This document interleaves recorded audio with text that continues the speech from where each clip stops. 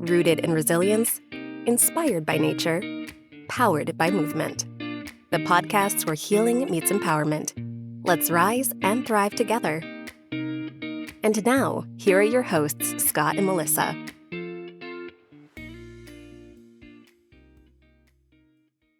All right, welcome everybody to Rise and Thrive, the podcast by Vital Edge Wellness Coaching. I'm here with my co-host, Melissa Hedstrom.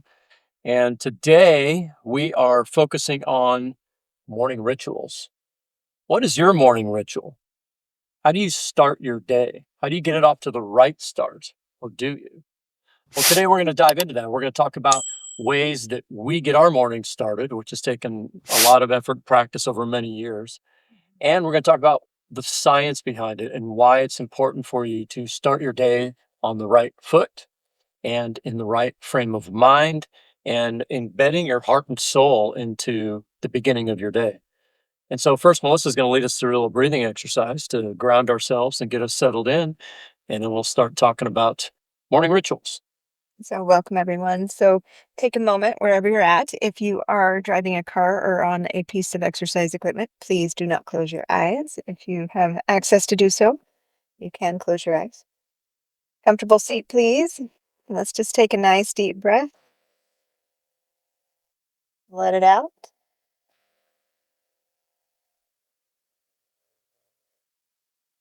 Just give yourself a moment to arrive. This mindful moment is for exactly that.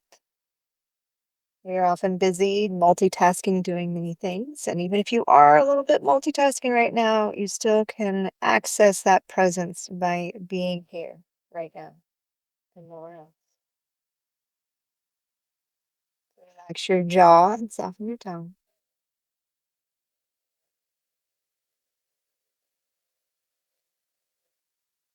And just a simple count today.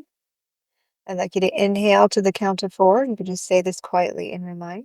So join me now. Inhale. And then exhale out through the nose or mouth to the count of 6.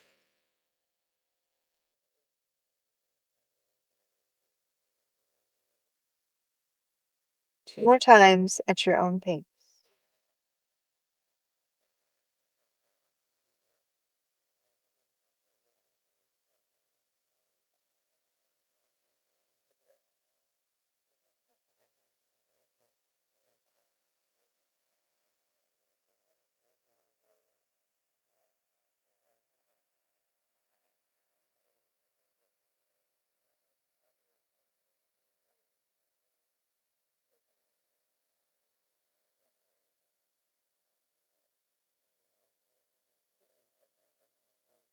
And offer before we open the eyes and shift gears here, just offering that intention to our time together today to be for the greatest and highest good of us all. So you can open your eyes if they're closed and we're going to dive in. Very nice. Mm. Even a few breaths can make all the difference. Nice.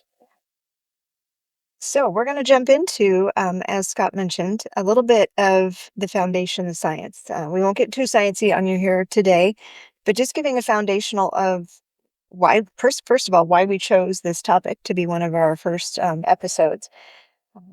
It's bringing that foundational piece to the change that we want to see in ourselves. And Scott and I both want to come from an aspect of it's not because you're broken, there's not because something's wrong with you. It's because that's human nature to grow and have a desire to thrive and feel better, right? A lot of our behaviors and habits have come in place survival through childhood. And as we become adults and we get into adult responsibilities in our lives, we can lose sight of some of those foundational pieces of being, of connecting with our innate capacity to heal. And as we have a mission to support each other to heal from the inside out. So the science of this, just briefly, is we're going to share some rituals today, and you might already have some in place. And we're going to deepen the connection to them for ourselves, and you included, to be present and mindful. And what that means on a brain level, on a science level, is we have what's called neuroplasticity. We know now that we have the capacity to change the brain. And many of us, like I said, have wired patterns.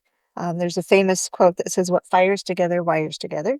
And so as you repeat things till we're about 35, and then we keep repeating the same things over again.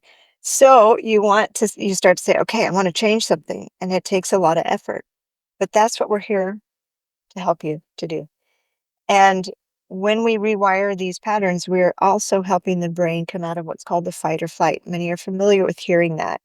And this is a part of the brain called the amygdala that it's there to protect us.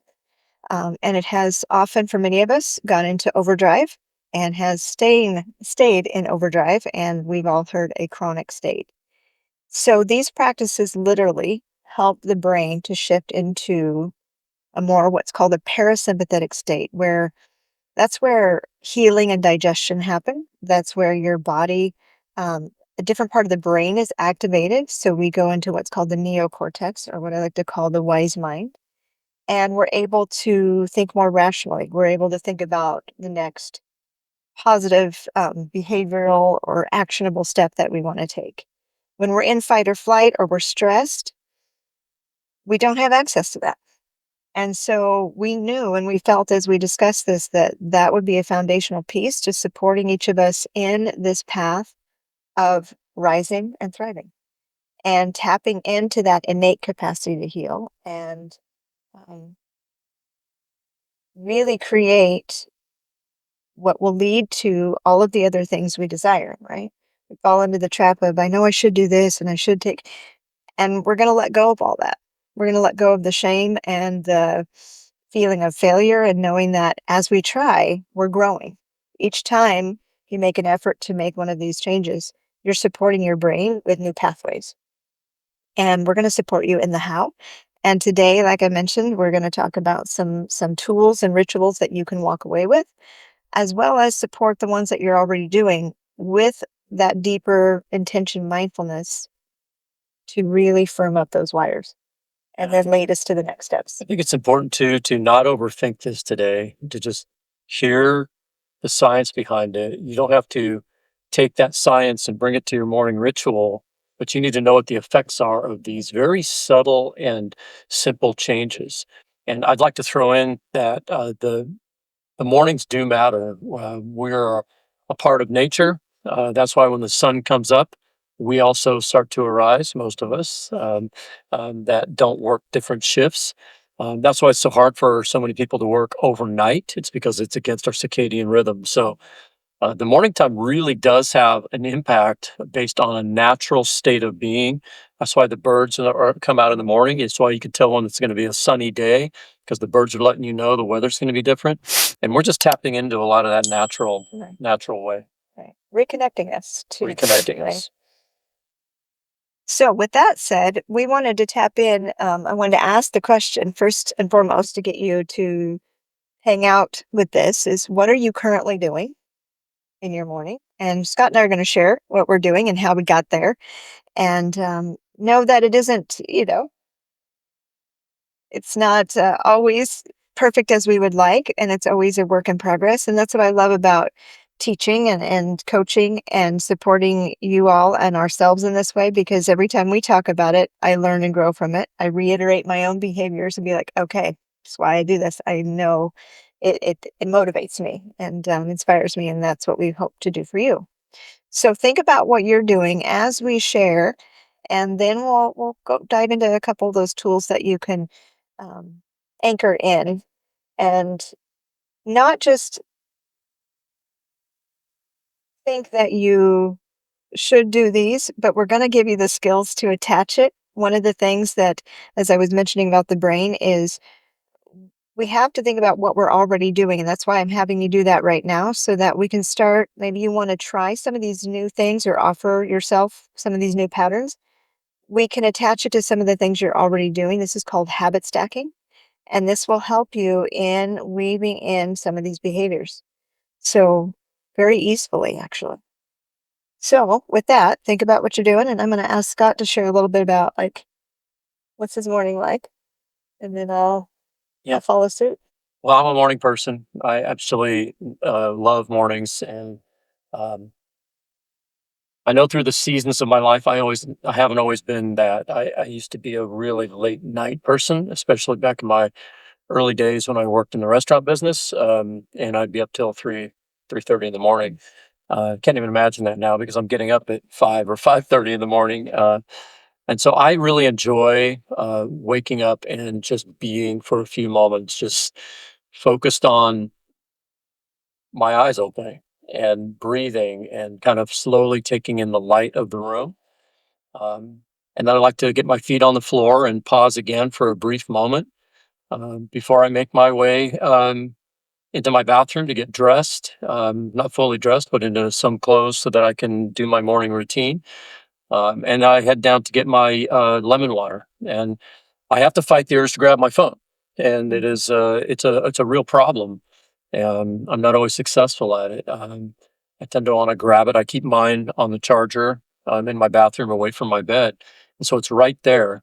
And I'm working on that, but it is super hard not to just grab it and make my morning social media post, check my email, Mhm. and then start my lemon water routine. But I like to avoid the phone. I'll go down and get my lemon water. It's interesting. I was drinking it this morning, thinking about this podcast today, and how much I love my lemon water. Mhm. Lemon's one of my favorite ingredients anyway, but I can feel what it does for my body every morning. And we'll get into that too when we get into the nutritional side of things. Melissa's a big believer in lemon water first thing as well.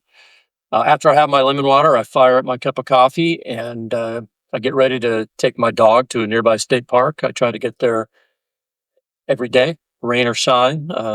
And we do. We're pretty successful about it. We spend about 45 minutes walking the park. I'm sipping my coffee, listening to the trees, and being in nature, and uh, come home and start my morning movement, yoga, meditation, and then I get showered up and have something to eat, protein based, and Mhm. start my workday. Um, it requires me to get up early enough so that I can get to work on time to do those things, but it is well worth it because it sets the tone for my entire day. And, we worked towards this. Yeah, It wasn't just overnight. that's for sure. And You still don't it, hit it every day either. well, and all the things he shared, right? You're probably, many of us are like, I don't have time for that. All that, that sounds amazing. Or it sounds overwhelming because it's like, there's no way, trust the process. Yeah, what works for you does not work for you.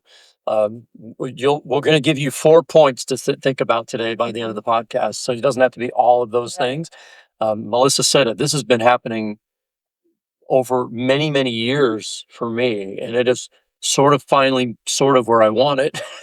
um, But continuing to grow. yes, And what I was sharing too is that it less is more, as well as you will find your desire to create a sanctuary of time that can grow into a couple hours. And so let it evolve, let it do its thing because it will as you step on this path. as you talk about your morning routine, I'd like to know what triggered you to start a morning routine in the first place. If you can remember that time in your life, that season of your life where you started maybe a micro habit that kind of grew. Well, yeah, I can be very honest about it. Mine came out of a should. Uh, Um, Living a busy life and teaching full time. And my yoga teacher inspired me. She would talk about her morning ritual of getting up at, 4:30 a.m. and um, getting in her hot tub for a few moments to loosen up, and then going to her yoga mat and having her tea and doing. And so I aspired to do that, and that kind of kept a vision, but it was really out of a should. It wasn't until I still remember that I can visualize it. I got to a point of acceptance of this is what I can do right now. And it was a couple minutes on my mat. I had two young kiddos, and I remember because I would put the pressure on myself to think I needed to do this whole yoga routine, and if I didn't do it, then what's the point? And I remember this moment of just complete acceptance that guess what? My yoga for right now was lying on the floor on my yoga mat. That was it. for a couple minutes. And then I get up and start my day. My day started very early. This was, teaching full time and then moving into the corporate world, and that got even earlier.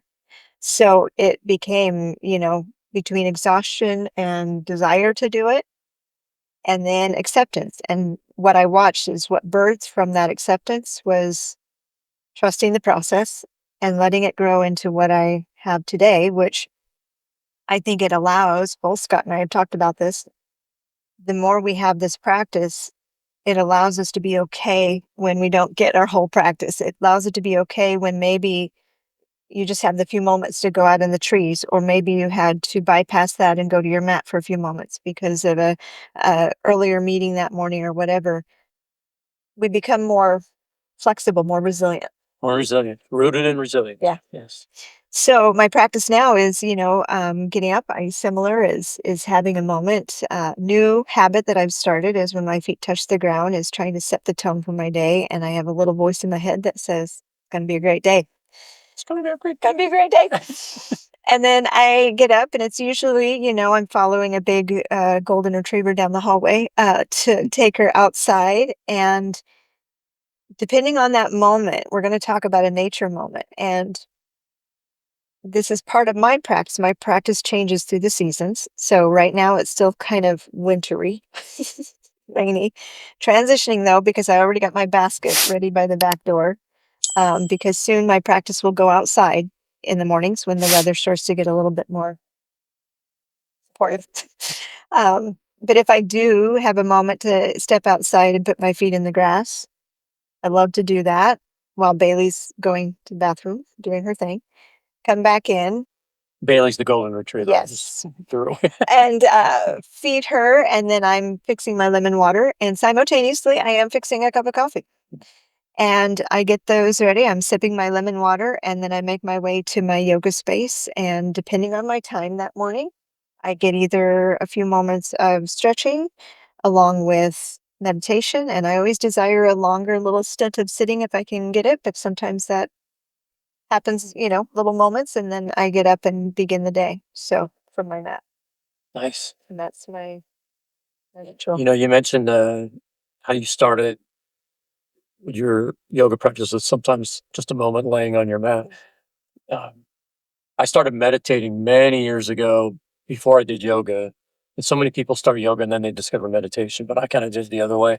And I had the same thing. I had a teacher say, even if you're in a rush to get to work, sit in your chair for 30 seconds, sit in your meditation space, just be there for that moment, create that habit. Yeah. And that turned into, now a 45-minute sit session. But if I can't do it, I want to make sure you all hear this, that 30 seconds is better than nothing. Because when you think, I'm too busy, I got to get the kids to work, you got to get the kids to work. Maybe.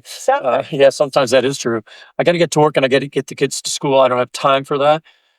On your way out the door, go sit for 15 or 30 seconds. Just start. That is the beginning. So I'm really glad you brought that up. I love that advice, because I've even had the advice of, and this really, and I'm going to tell you just real quick, the science, but I have to, is just even if all you have time for is stepping on your mat or stepping in your space and then stepping off and starting your day. Because what happens is you showed up, and neurologically, your nervous system remembers that. It starts to associate that space. So you're just even thinking about going to that space, your nervous system and brain already start to shift. And so by you showing up, you're keeping that pattern alive. That neural network got stimulated a little bit. So that pathway got a little bit stronger that day, even if it was just seconds. What's wired together, fires together. Yep. So there we go. All right. Ready to dive into the tools? Yeah, let's do that. Okay, so the first tool, we got our notes here. We wanted to stay on track because we could easily talk for hours, and we want to just be mindful of your time. We know ourselves. And we also want to excite you for more as we head into our other episodes, because this is going to keep rolling. Trust the process. So the first thing, and you may already be doing some of these things, we want to just, if you are already doing some of these things, we want to offer you in this moment to pause and think. Am I doing it with intention and mindfulness? Am I present? Because oftentimes we get in the habit of, I just got to get this done so I can get here and get here. So the first thing is breathe. Scott mentioned lying in bed and taking a moment to just, feel the light in his eyes and take a moment to breathe. I know for some of us that might be a little sketchy place because you might go back to sleep. So if you have to sit up, if you have to do whatever it is, I want you to think about the breath practice that we did at the beginning. Very simple. Counting shifts the part of the brain, starts to wake up more of that, when I talked about that neocortex, your frontal cortex here can count. That little fight or flight part can't count. So if you start doing some counting in the morning, just inhale for counting, count in your head for whatever number you'd like. Exhale for a little bit longer. That kind of helps soothe the system, right? Especially if you've had a little stressful sleep or you already have a habit of like putting the go button on as soon as you wake up. That'll help you begin to internally, that micro little step to shift gears. So think about the inhale for 4 and the exhale for 6. Whatever count works for you, just make the exhale a little longer for right now. We'll play with some different breathing skills in time. And do that literally. We did it 3 rounds of that. That already can shift the tone. And so that is tool number 1. I love that. And I'll just add on that when you focus on the breath, that is usually an autopilot function, you get more from it. And part of my practice in the morning when I'm laying there, when I first open my eyes, is focusing on the joy of the breath. Without it, we don't exist. And we don't, humans, we, the human we, all humans, we don't tend to focus on the joy of living and how the breath is always there for us. It's always there for us. So it's a really big deal to start with the breath in the morning. The second very powerful tool, and I kind of touched on it by talking about having joy and awareness of the breath, is that gratitude piece. And there's so much for us to be grateful for that we don't really consider because it just kind of happens. If you're lucky enough to live in a house, we should be grateful that we have a house, or we should be grateful we're out of the elements. We could do a better job of finding those things and not getting caught up in the problems of our lives. And that's why we want these morning rituals, to set that tone. So you're going to be heading out into the world every morning to problems, and it's going to start maybe at home and then continue in the traffic and then continue at work and then continue in reverse all the way back to your house again. So these moments are really important to help you prepare to navigate uh, the problems of living, because we're always going to have problems when we're living, but there's also equal or more joy. And so if you focus on gratitude, you're training your brain to look for the gratitude in all things. So breath and gratitude. Let's start there, and then Melissa talked to us Okay. about our third tool. The third tool is moving a little bit, right? So both Scott and I talked about, sometimes our yoga practices get to be a little bit longer. Sometimes they're not. Sometimes it's just a couple cat cows, if you know what those are. But Meow moo. yeah, exactly. So ultimately, your body wants to move, and we know we huddle, we kind of hang out in this position a lot. And we also are creatures of habit. We do the same patterns every day. So our body, stronger parts get stronger, weaker parts get weaker. We've got to close that gap. So in the morning, literally, it could be on the edge of your bed, a little tap of the feet, a little stretch of the arms, a little side bend. The gift I want to give you is think about just moving your spine in all directions. So think about that for a moment. Uh-huh. Curving it side to side, curving it front to back, right? And then reaching up to the sky and touching the ground. Peel through your body. Wake up your backside, because we live in the front of our bodies. We got to just say, hey, I'm here. I got that Even over support. a chair, right? Yeah. Yeah. You can be sitting, or you could do it standing. Mm-hmm. And I want to encourage, I mentioned a bit ago about habit stacking.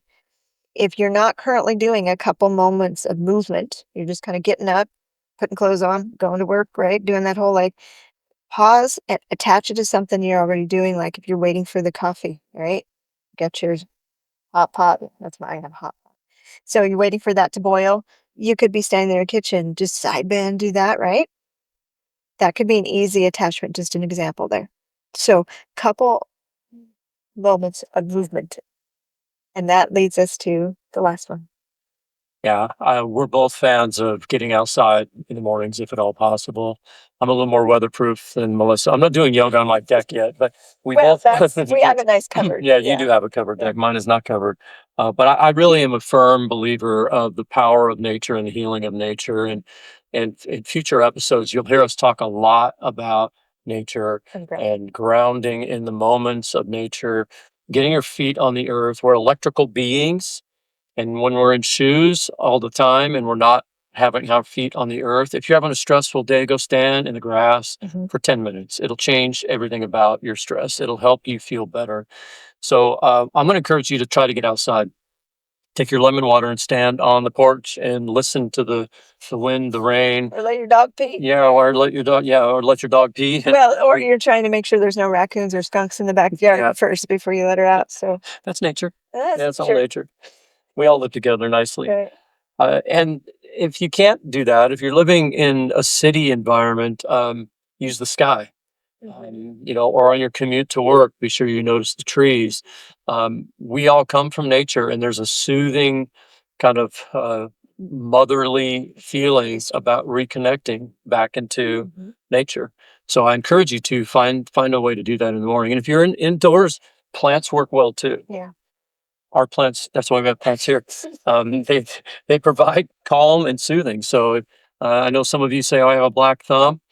Fake plants will do it too. The brain doesn't know the difference, and the imagination is still producing those same good chemicals. I'm over here giggling in my mind because I have one of my dear beings.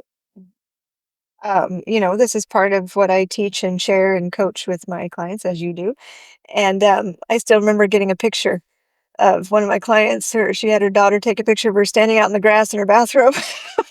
And the quote was, "How long do I have to stand here?" That's a great meme. I was like, that's perfect. It's perfect. Yeah. Until your attitude changes.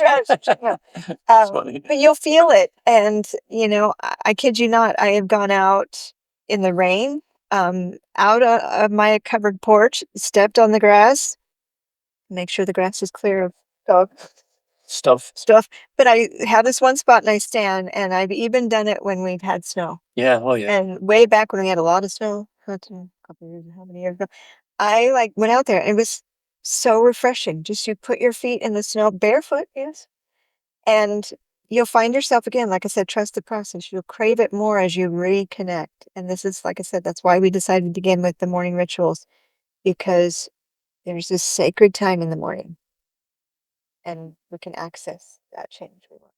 That's why our tagline is rooted in resilience, inspired by nature, and powered by movement. We're going to weave all of these things together in this podcast for many, many episodes. And so you'll hear more about that. I'll help you. I'll help you understand how to adjust to cold and adjust to heat and really enjoy nature at its fullest. So that's all the time we have for us today. We want to make sure that you have access to tools. And so be sure to visit our vitaledgewellnesscoaching.com webpage and look at the resources. You'll find some tools there to help you along with your morning rituals. And, thanks for joining us in this journey. We are so excited to do this and to be there for you. We want you to be sure to follow us on social media and watch for our upcoming retreats. We have an amazing retreat coming in September. We're starting our registration, so sign up now. And we'll go out into an amazing spot in the jungle, on the beach, out of Puerto Vallarta, Mexico. You can only reach this place by boat. There's no roads. And we're going to practice some of these morning rituals that we talked about today, and we're going to practice those together. So, I guess looking at my notes, we've covered everything. So until next time, breathe deeply, live boldly, and rise intentionally. Okay. Thank you, Melissa. Namaste. Namaste. Have a good day. We'll see you next week. Thanks for joining us on this episode of Rise and Thrive. If you're ready for a deeper reset, join us for our upcoming wellness retreat in Mexico, September 11th to 15th. It's the perfect opportunity to recharge through movement, mindfulness, and connection. Visit vitaledgewellnesscoaching.com to learn more. If you found this episode valuable, please subscribe, leave a review, and share it with someone who could use a little more rise and thrive in their life. Follow us on your favorite platform to stay inspired. And until next time, keep rising and keep thriving.